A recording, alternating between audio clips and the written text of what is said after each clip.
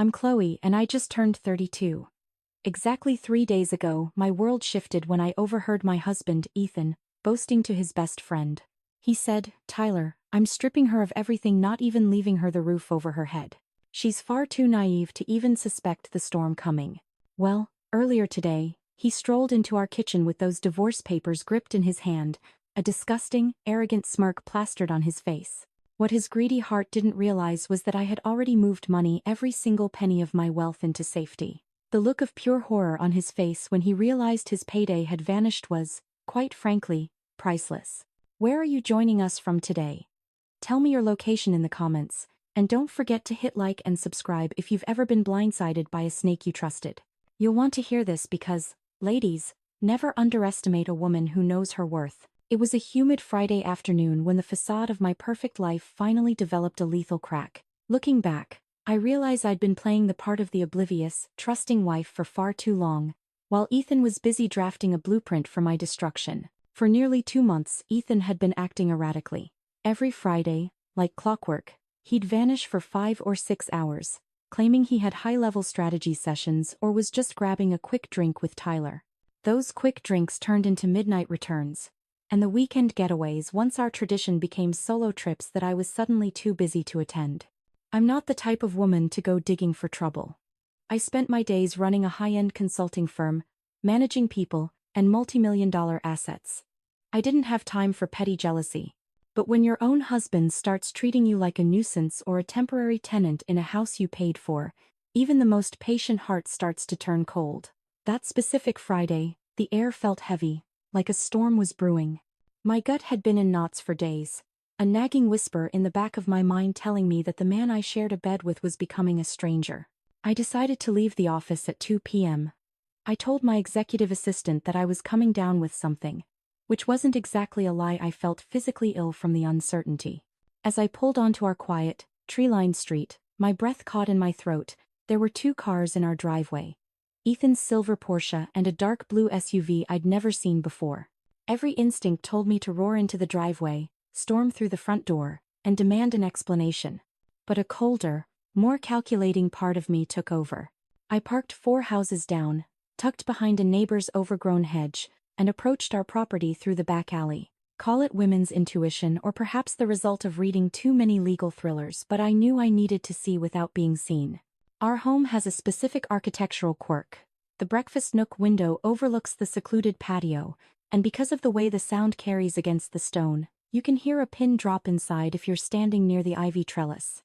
I crept through my own garden like a trespasser, my heart hammering against my ribs so loudly I thought for sure they'd hear it. I felt absurd, crouched behind the hydrangeas like some suburban spy, but it was the most pivotal choice I've ever made. That's when I heard it, Ethan's voice, smooth and casual, the same voice that had whispered "I love you" just that morning. He wasn't talking to Tyler about football or work drama. He was laying out a clinical, ruthless plan to commit the ultimate financial betrayal. It turned out my loving husband spent his Friday afternoons treating our marriage like a hostile takeover.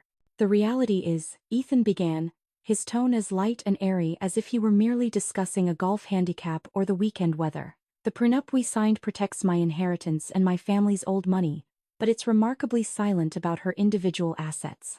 Once I file for the split, I'm legally entitled to 50% of every single thing she brought into this union." My knees literally gave out beneath me, and I had to grab the ivy trellis to keep from collapsing into the dirt. 50%? Ladies, I had built my business from a single laptop on a kitchen table into a consulting firm worth over $3.5 million. Every cent in those joint accounts was the result of 80-hour work weeks, missed holidays, and years of relentless grit. And here he was, treating my life's work like his own personal jackpot. He wasn't looking for a partner, he was looking for a payout. "What about the lake house?" the other man Tyler asked. I still couldn't see his face through the glass, but I was getting a masterclass in domestic financial betrayal. "She bought it 4 years before we even met, but I convinced her to add my name to the deed right after the honeymoon. I played the 'what's mine is yours' card, told her it was a romantic symbol of our forever." The naive girl actually fell for it. Truly, it was just strategic maneuvering on my part. I made sure it looked like a gesture of love, but it was a legal trap. The sound of their muffled laughter made my stomach lurch violently.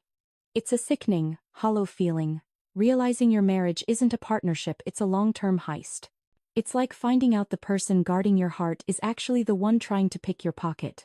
And the best part, Ethan continued, his voice dripping with arrogance, is that she's completely oblivious. She thinks I'm the perfect husband. I've been funneling my own income into offshore accounts she can't touch for over 6 months now. When the lawyer finally serves her, I'll walk away with my own wealth completely intact plus half of her empire.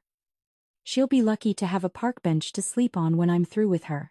Man, that's savage, even for you, Tyler replied, though I didn't hear much protest in his voice. Chloe is a sweet woman. She's always been good to us. Sweetness doesn't fund a lifestyle, Tyler. And let's be real, she has more capital than she knows how to manage anyway. I'm just performing a bit of involuntary wealth redistribution. I had heard more than enough. My husband of only 5 months, a man I'd shared my deepest dreams and my bed with, was plotting to strip me bare, and he genuinely believed I was too dim-witted to notice the knives being sharpened behind my back. Well, Ethan, here's a reality check. Naive women don't scale multi-million-dollar companies from the ground up in a cutthroat city. You thought you were the hunter, but you just stepped into a trap of your own making, and you're about to find out exactly how sweet I can be when my legacy is threatened.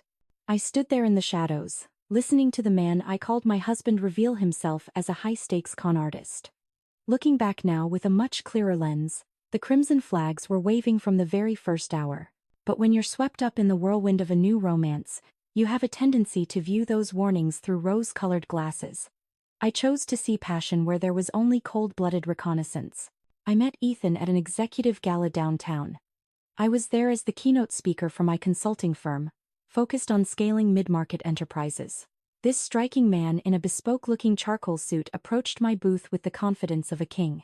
Thick dark hair, a smile that seemed to light up the entire ballroom, and an intensity that made you forget you were there to network.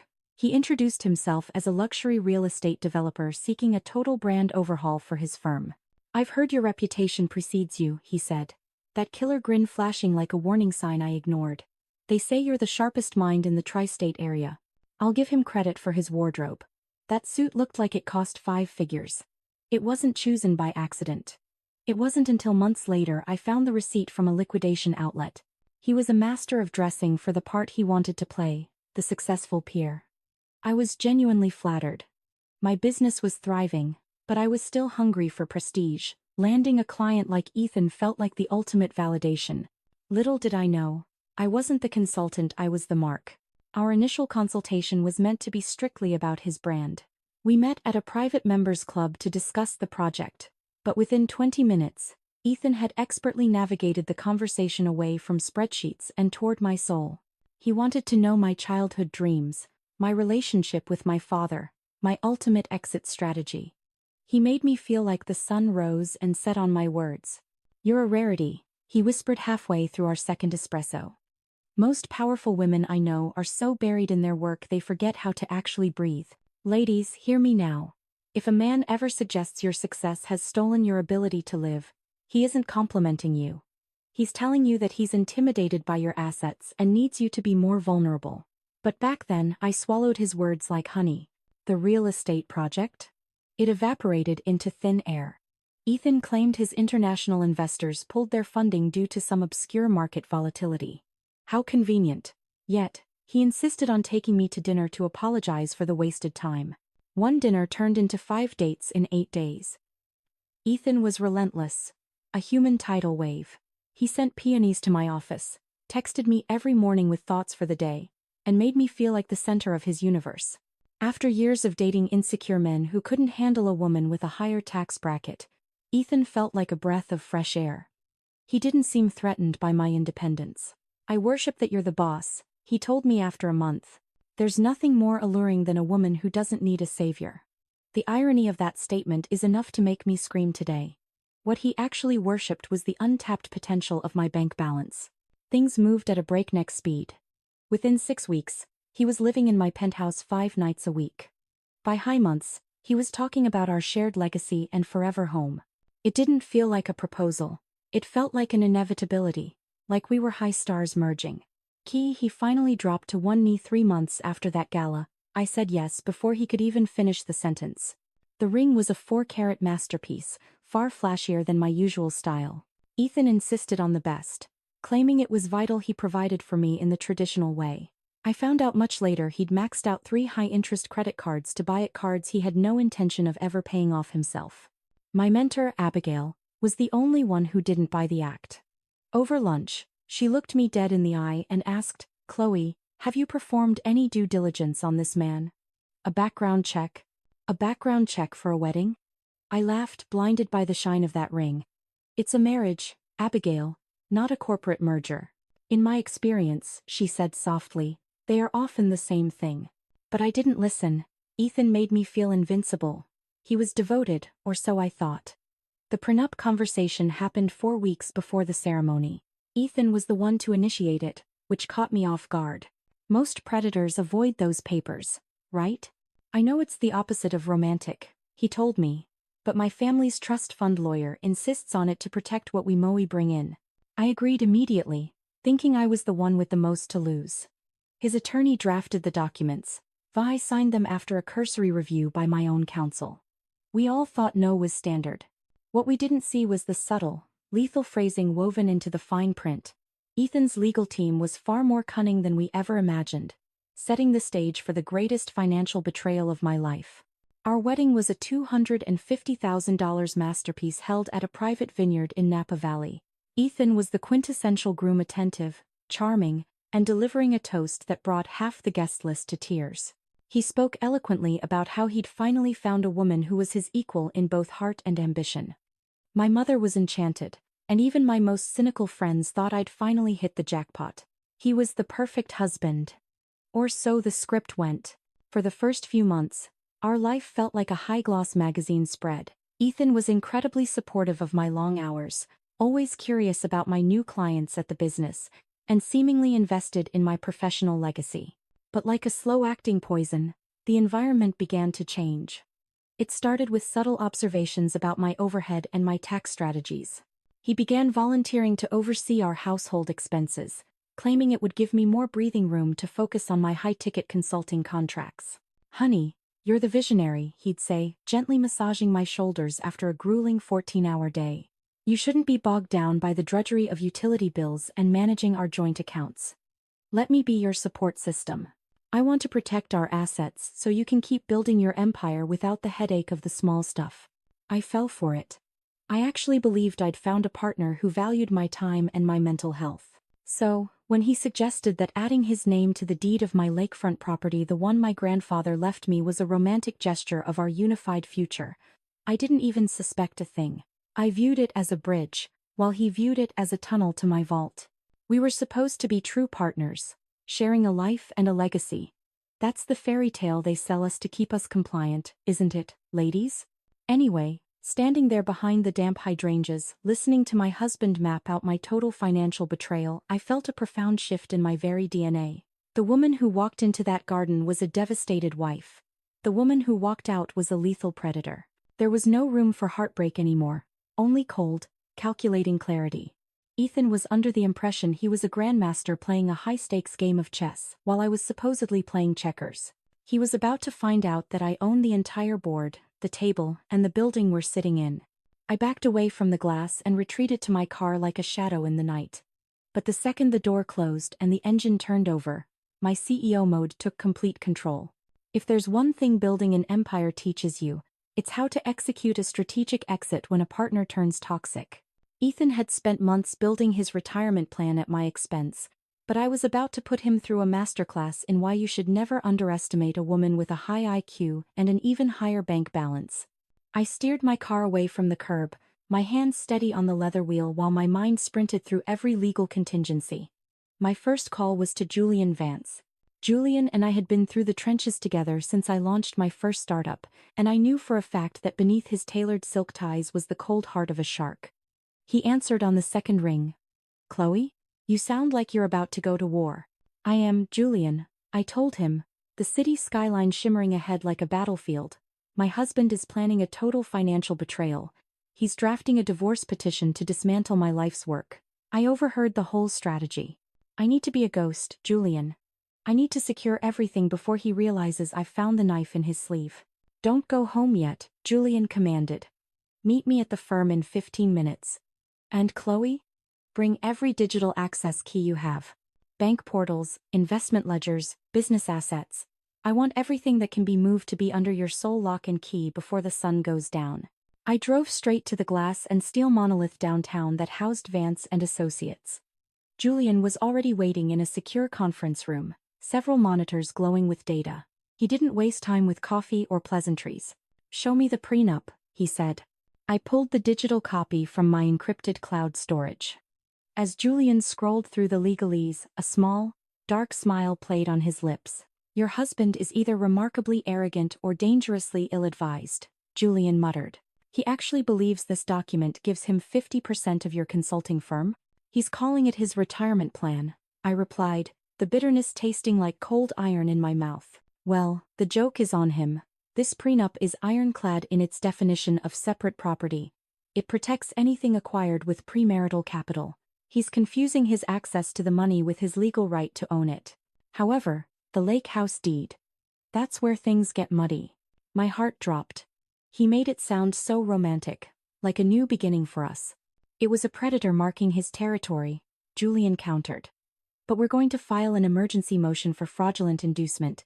If we can prove he was plotting this exit while he was persuading you to add his name to the deed, we have a fighting chance to claw it back. We spent the next 4 hours in a digital foxhole. Julian had back-channel connections at several boutique banks that allowed for rapid fund relocation. By the time the city lights were flickering on, I had moved over $365,000 into secure, private accounts that Ethan didn't even know existed. We secured the primary business ledgers and partitioned the joint accounts to protect my operational capital. Now go home, Julian advised, closing his laptop. Wear the mask, be the trusting little wife he's so sure he's fooled. When he Kung serves you, I want you to act devastated. Because the only thing more dangerous than a woman with a plan is a woman who lets her enemy believe he's already won. I nodded, a cold, predatory peace settling over me. Ethan thought he was the architect of my ruin, but he was about to get a front-row seat to the demolition of his own life. Walking into my own foyer that evening felt like stepping onto a high-budget movie set. Everything looked identical, the faint scent of vanilla candles, the soft warm glow of the recessed lighting, but the truth I now carried had turned the entire house into an elaborate, hollow performance. Ethan was in the kitchen, humming a melody as he chopped vegetables, likely mentally calculating his future winnings from our impending financial betrayal. The sheer audacity of his presence, acting like a devoted partner while sharpening a knife for my back, was absolutely staggering. Hey, sweetheart, he chirped as I dropped my keys on the marble console, crossing the room to press a cold, calculated kiss to my cheek. Rough day at the office? You look like you've been through a war. I had, Ethan. A war you haven't even realized you've already lost. But I just offered a weary, practiced smile, hanging my blazer with steady hands. Just the typical corporate grind. Something smells incredible though. Fettuccine Alfredo. I figured you deserved your favorite tonight. We should really cherish these quiet, intimate evenings while we still have them. While we still have them. Every syllable he uttered now carried a jagged double meaning. It was like living in a hall of mirrors where every reflection was a lie. We sat across from each other at the mahogany table, a table I had bought with the first major bonus from my consulting firm, and he played the role of the doting spouse to absolute perfection. He inquired about my high-profile clients and shared curated anecdotes from his own busy day, all while complimenting the vintage wine I had carefully selected for our collection. I watched him across the rim of my glass, marveling at his sociopathic commitment to the role. He really missed his calling in theater. He was far more convincing as a leading man than he ever was as a business partner. I was thinking, Ethan said as we loaded the dishwasher, his voice dripping with faux sentimentality. Maybe we should escape for a long weekend soon. Just the two of us, back to that boutique bed and breakfast on the coast where I proposed. We've both been so stressed lately, and I think we need to reconnect before life gets even busier. I knew exactly what he was doing. He was building one final, beautiful memory to keep me docile and unsuspecting right before he delivered the killing blow to my assets. Or perhaps he just enjoyed the twisted irony of returning to the scene where he first trapped his mark. I forced a nod. That sounds lovely, Ethan. Let's look at the calendar tomorrow. That weekend was the longest 48 hours of my existence. He was attentive, almost suffocatingly so, and I had to physically restrain myself from flinching every time he touched me. Every "I love you" felt like a grain of sand in my mouth, but I didn't break character. I played my part, feeding his ego, letting him believe I was still the trusting little wife he'd been mocking to Tyler.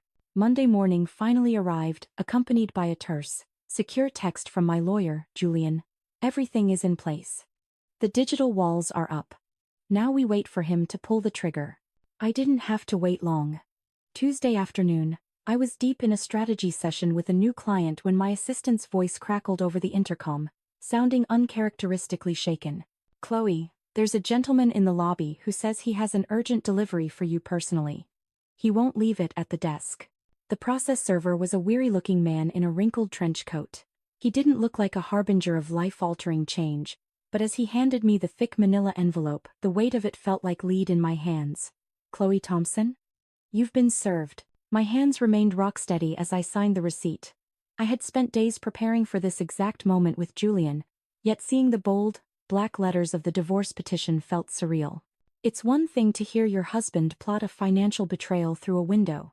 It's quite another to see it sanctioned by a court document. Ethan was asking for exactly what he told Tyler he would: half of all marital assets, including my house, and a significant stake in my business. He even had the nerve to claim he provided essential emotional and professional support that was vital to my success. I actually had to suppress a laugh. The man who couldn't remember my birthday without a smartphone alert was now claiming he was the architect of my career. My phone buzzed with a notification from Ethan. "Hope your day is as stunning as you are, beautiful. Counting down the minutes until I see you tonight." The level of manipulation was almost impressive if it wasn't so predatory. He was likely envisioning me returning home in a state of total collapse, a broken woman ready to surrender my life's work just to stop the pain. He expected a good little victim. Instead, I typed back with a steady thumb. "I can't wait to see you too, Ethan. I'm making something special." I left the office 3 hours early and made a deliberate stop at a high-end butcher shop, buying 2 thick prime rib steaks, his absolute favorite. If he wanted to play a high-stakes game of charades, I was more than ready to win. I was about to show him exactly what happens when you try to swindle a woman who has spent her entire career out negotiating the most ruthless executives in the country. When Ethan walked through the door that evening, the house was filled with the rich aroma of garlic and rosemary. I was in the kitchen, a glass of Cabernet in hand, looking like the picture of domestic tranquility. "This smells incredible," he said, sliding his arms around my waist. I didn't flinch. I just leaned into the lie. "I just felt like we needed a night to ourselves," I whispered. We ate by candlelight, making hollow small talk about the business and our future. He seemed relaxed, convinced that I either hadn't been served yet or was too traumatized to address it. Poor man had no idea he was being led into a legal slaughterhouse. As we finished the last of the wine, I stood up and reached for my briefcase. "Oh, I almost forgot. A delivery came for me at the office today." It was quite a surprise. I slid the manila envelope across the table, placing it right next to his empty plate. Ethan's expression performed a fascinating dance from confusion to feigned concern. "What is it, Chloe?" he asked, his voice a perfect pitch of fake innocence. "Divorce papers." "Ethan," I said, my voice dropping an octave into a cold, professional tone. "Apparently, you've decided you're done with us." He reached for the envelope, his acting skills kicking back into high gear. "Chloe, I can explain. Things have just been so tense." I thought. "Save it," I interrupted, leaning back in my chair. "I'll sign them. Every single page." His jaw practically hit the mahogany table. This was the one reaction he hadn't scripted for. He expected tears, pleading, or a frantic call to a lawyer. He didn't expect total, effortless compliance. You'll sign them? Just like that?" "Of course. If you want out of this marriage so badly that you'd hire a process server to ambush me at work, then you clearly don't belong in my life. I have too much respect for myself to beg for a man who doesn't want to be here." I could see the gears grinding in his head. This was moving too fast, too smoothly. It was throwing him off his rhythm. "Chloe, maybe we should discuss the division of assets first. My attorney suggested we find a middle ground." I'll have Julian review your suggestions and get back to you, I said, standing up to clear the plates as if we were discussing a mundane grocery list. Where will you be staying? I assume Tyler has a spare room. I hadn't thought that far ahead, he stammered. He thought he was staying in the house. He thought he was winning the deed that night. I didn't give him a second to recover. That night, Ethan retreated to the guest wing, claiming he needed space to process. I lay in my bed, staring at the ceiling, knowing this was one of the last nights a thief would sleep under my roof. I wasn't worried about the future. While he'd been drafting a plan for months, I had executed a total counterstrike in under 72 hours.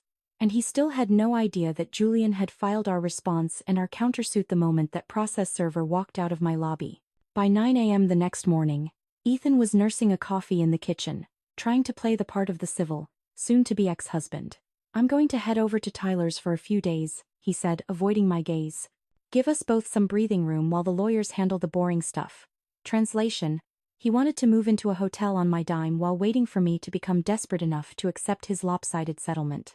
That sounds like a healthy plan, I replied, stirring cream into my mug. Take whatever you need. I went to the office and held 3 back-to-back consulting meetings, acting as though my personal life wasn't a tactical war zone. Around noon, I received a text from Ethan, just grabbing some clothes and the Porsche. Won't be in your way. 10 minutes later, Julian called. I could hear the predatory grin in his voice through the phone. It's done, Chloe. I filed your response and our counterclaims this morning. His lawyer should be receiving the electronic notification in about 3, 2, 1. What did we hit him with, Julian? Everything we discussed. Full, exclusive ownership of the house based on premarital purchase and sole financial maintenance. Total protection of your business as separate property. And my personal favorite, we're suing him for restitution of the $200,000 he siphoned from your joint accounts. Oh. And Chloe? We asked the court for spousal support. I nearly sprayed my coffee across my mahogany desk. Spousal support? Julian, he doesn't have any money. Exactly, Julian chuckled. But in this state, the lower earner can request it. It sends a loud, clear message to the court. You aren't the victim he's trying to paint you as. You're the one in charge. Around 2:45 p.m., my phone began to explode. Ethan's name flashed on the screen over and over. I let it go to voicemail 4 times. On the 5th attempt, I answered with a voice like silk. Hi Ethan. Something wrong? What the hell is this, Chloe? He was screaming, his voice ragged and stripped of all its usual charm. My attorney just called. You're claiming the lake house is yours? You're asking for spousal support? Are you insane? I'm just responding to your petition, Ethan. Isn't this the civilized process you wanted? You served me. I responded. That's how the court works, right? This isn't what we talked about. We never talked, Ethan. You plotted. You lied about your assets. You committed a massive financial betrayal. And now, you're going to face the reality of a woman who knows how to fight back. I hung up before he could utter another syllable, feeling a surge of power I hadn't felt in years. The hunter had finally realized he was the one in the sights. Thursday morning brought a twist that I honestly didn't see coming. My phone buzzed with a call from Tyler, Ethan's supposed partner in crime. My pulse spiked. Was this another layer of the financial betrayal? Or was the perfect husband finally losing his grip on his inner circle? Chloe, it's Tyler, he muttered, his voice sounding hollow and heavy with a guilt he couldn't hide. I know this is incredibly awkward, but I think I owe you the truth about what happened that Friday. When I heard Ethan talking about his exit strategy, my stomach turned. I'm listening, Tyler, I said, my voice steady, though my heart was racing. But why now? You seemed to enjoy the joke at the time. Can we meet? I don't feel comfortable saying this over an unencrypted line. I'm at the Silver Bean downtown. I met him 30 minutes later. Tyler looked like he hadn't slept since the divorce papers were served. He stared into his black coffee, unable to meet my eyes. I want to be clear, I told Ethan his plan was sick. I told him he was crossing a line he couldn't uncross. But he didn't care. He was too obsessed with the payout. And yet you stayed silent, I pointed out, my tone as cold as the morning air. He's my best friend, or he was. But my wife, Becca, found out I knew. She told me if I didn't come clean to you, She'd be the next one calling a lawyer. She's always had immense respect for you, Chloe. She wasn't going to let me be a silent accomplice to a con artist. There it was, the moral compass wasn't Tyler's. It was his wife's. I'll take it. Tyler then spilled everything. Ethan had been meticulously planning this for over 5 months, ever since I added his name to the lake house deed. He'd been bragging to his cousin, Derek, a man with a rap sheet for white-collar schemes, about how he'd struck gold. But the real knife to the heart? The adultery. He's been seeing a girl from his gym, Sienna, Tyler whispered.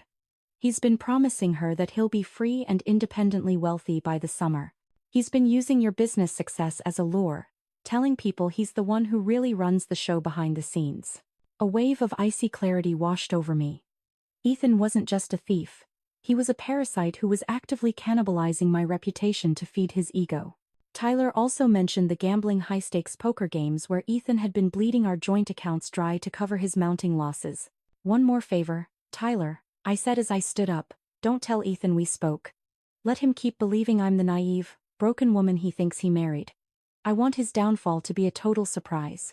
The second I hit the sidewalk, I called Julian. Freeze every single one of the joint accounts now.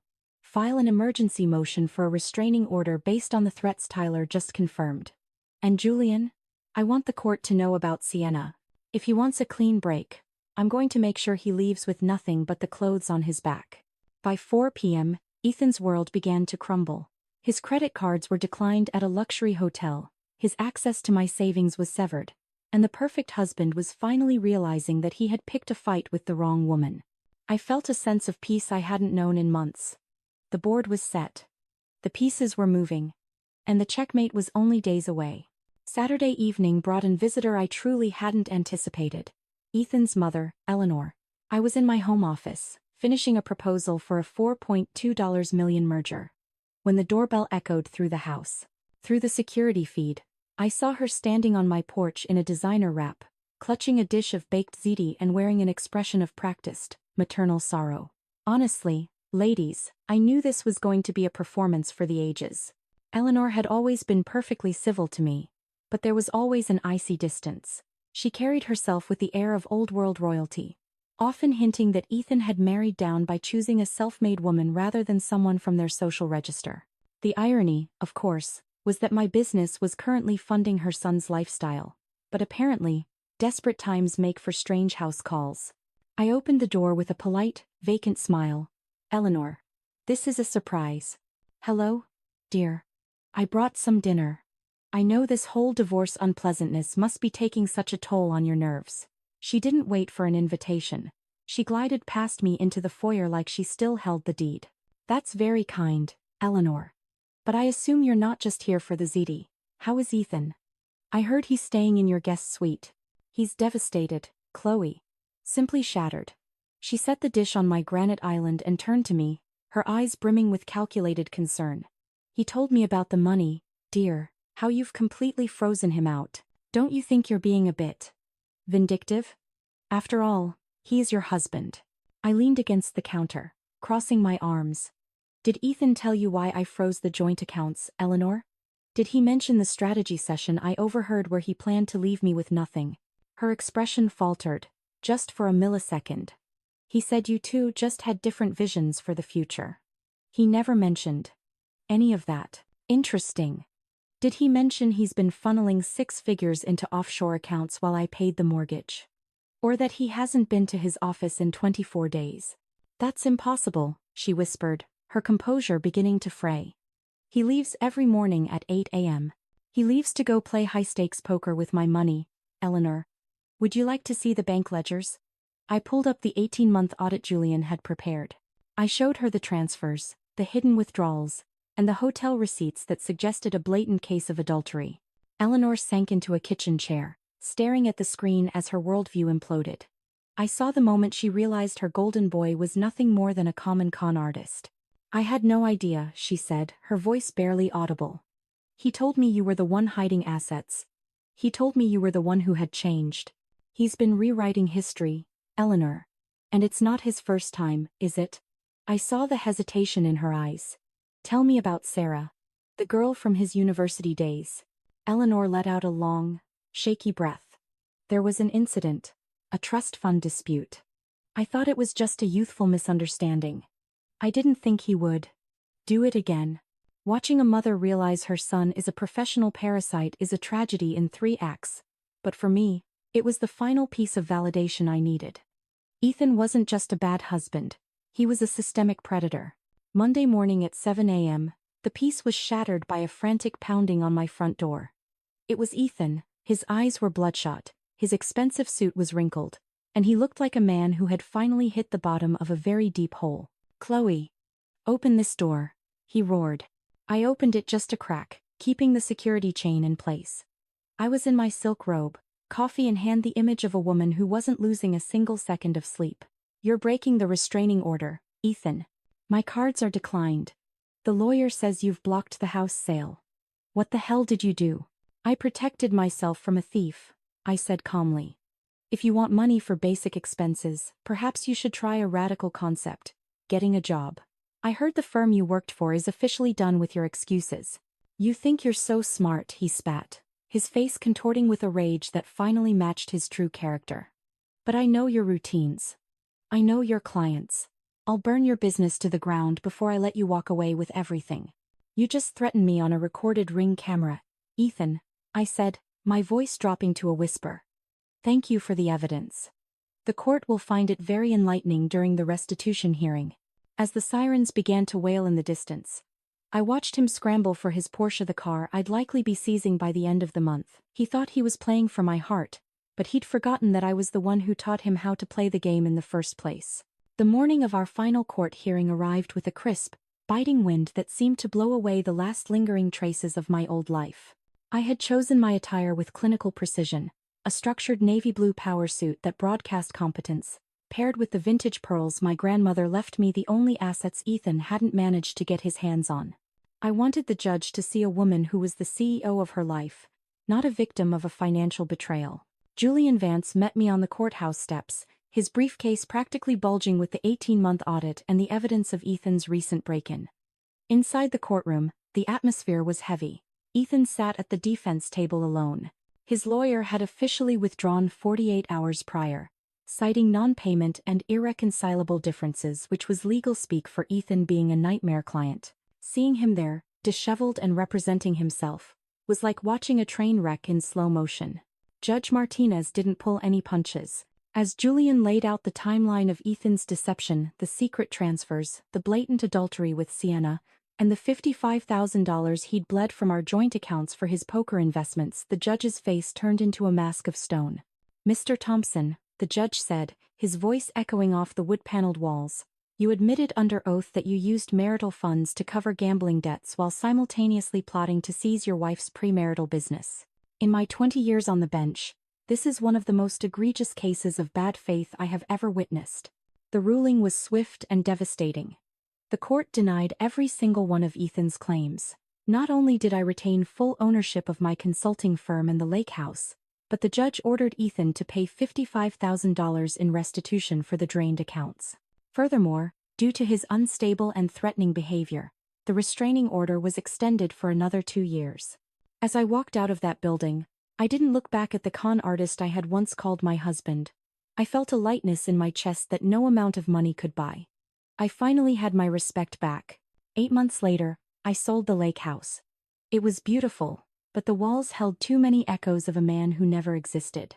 I moved into a sun-drenched loft downtown and launched a nonprofit alongside my business, helping other women navigate the legal minefields of financial betrayal. I learned the hard way that love without respect is just a transaction with better marketing. My life isn't about revenge anymore. It's about the peace of knowing that I am the only one who holds the keys to my kingdom. If this story resonated with you, please hit like and subscribe to Grandma Revenge Stories. Your support helps us empower more people to stand up for the truth. Have you ever had to fight for what was rightfully yours? Share your journey in the comments below. Remember, you are stronger than any trap laid for you. Thank you for walking this path with Chloe.